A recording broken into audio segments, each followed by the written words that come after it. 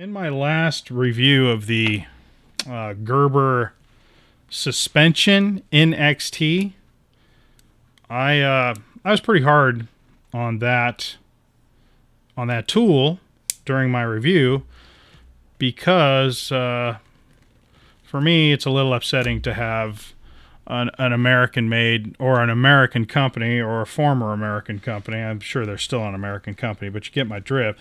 Used to make quality American tools, and then to come across this abomination, in my personal opinion, that I felt was that bad. So I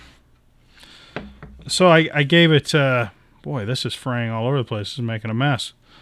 But so that's one of the reasons. I guess for the first time, I was not only not happy with the product, I was also angered.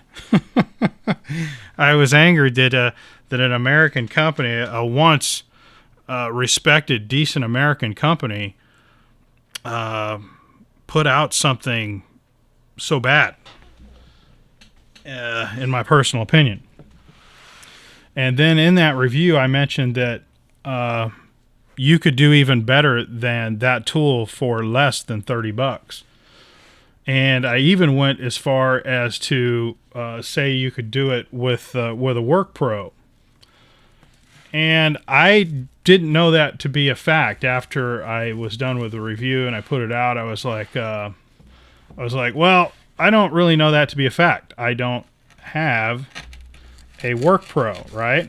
I mean, that's not something I even... Whew, boy, this is not going well already. But, yeah, I don't have a WorkPro. I can't very well make a statement like that without getting it and seeing if that's true. So, you know, for $15 or $16 or whatever it is, I decided to go ahead and buy one and check it out and kind of do a review of it and tell you guys what I think of it and tell you how it's better than the Gerber suspension NXT and in some ways that it's not.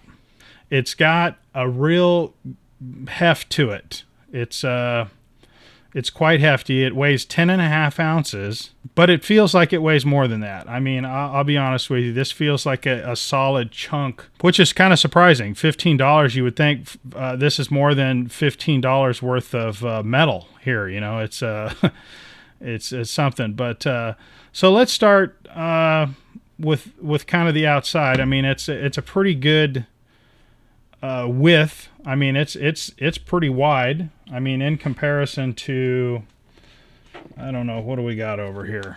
This is just off the top of my head. Like, see if I can get this thing out of the case here. Okay, whew, that case is brand new and still kind of tight.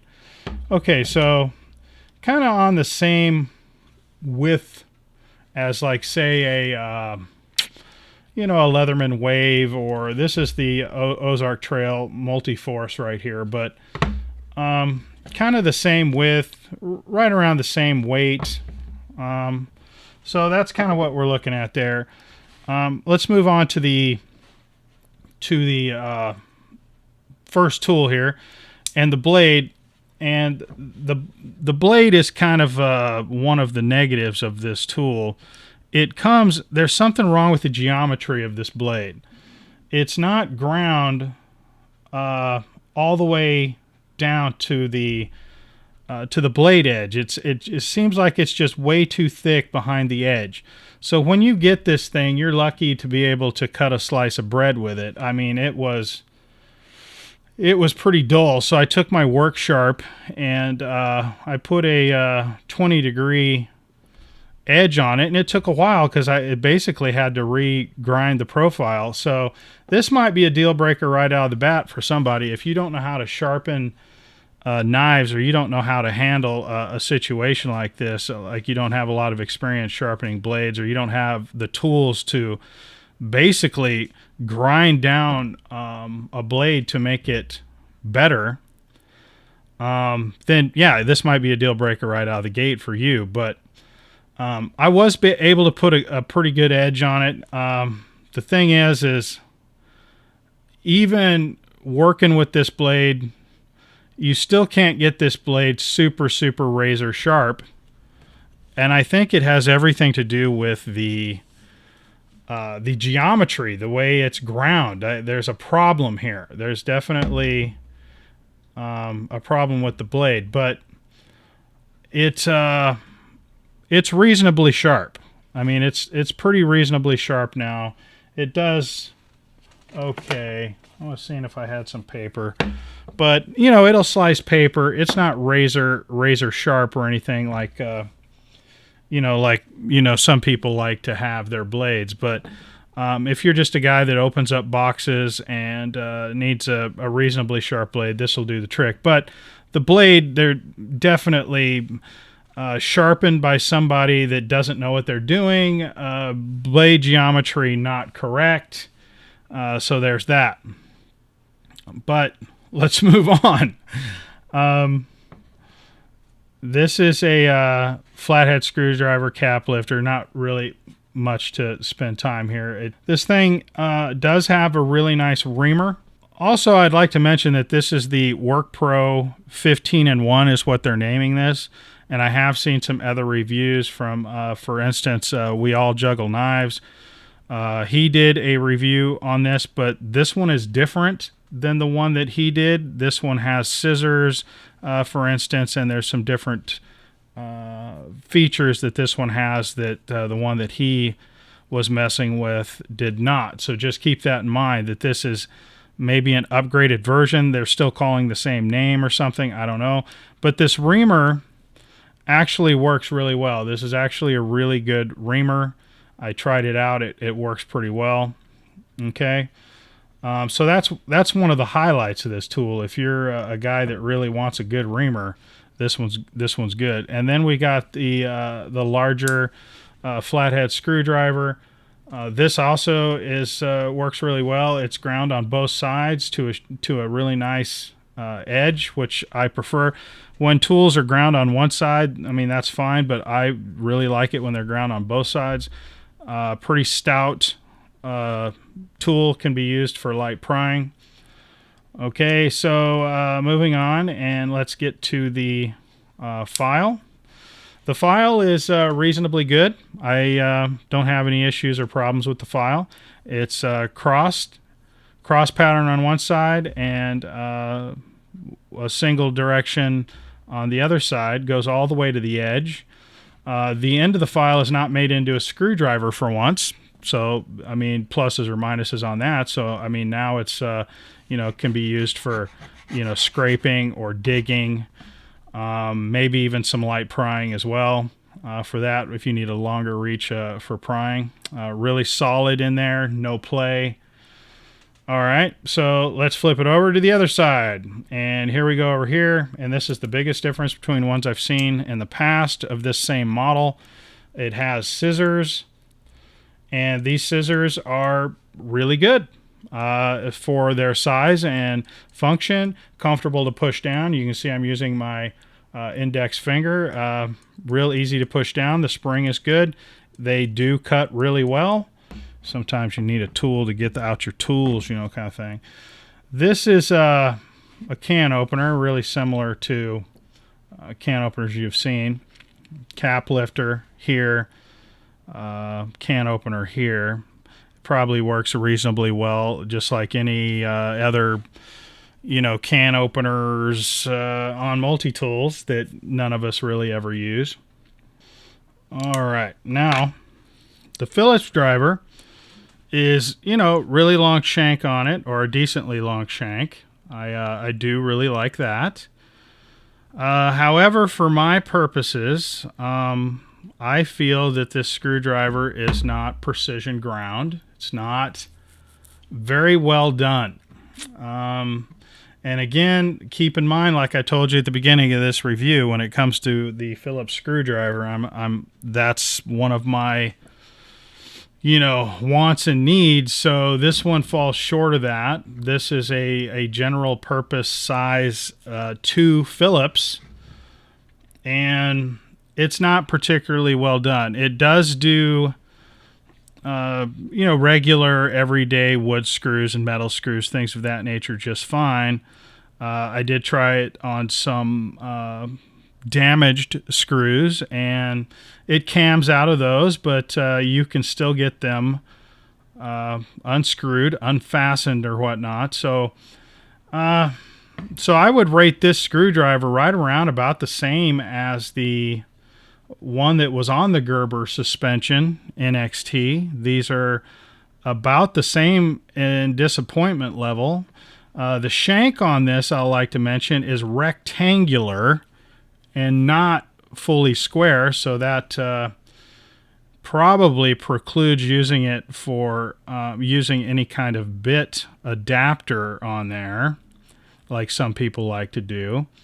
The head of the screwdriver does have a perfectly square shank, but even if that does fit, you slide that bit adapter over this and it'll wobble on the back. I mean, if that doesn't bother you, then you could try that. But just want to mention that for those people that go, oh, I like a Phillips like that so I can use a bit driver adapter on it. Well, this one's probably not going to be great for that. Okay, so just kind of keep that in mind.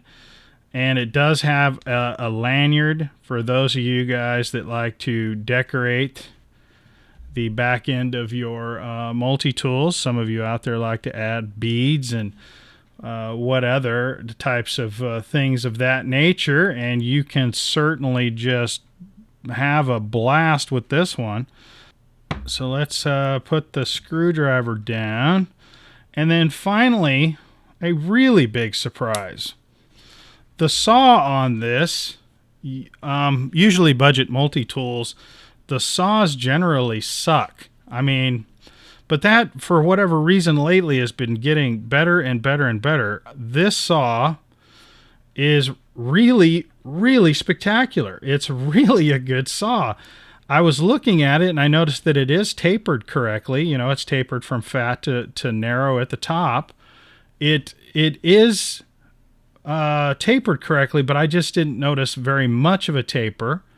But then I used the saw and I was really pleasantly surprised at how well it worked. So you guys out there that want a good saw and a multi-tool, or you want an extra tool with a saw or something of that nature, this is a really good saw. Okay, so let's move on to the pliers. And these are really strongly spring-loaded.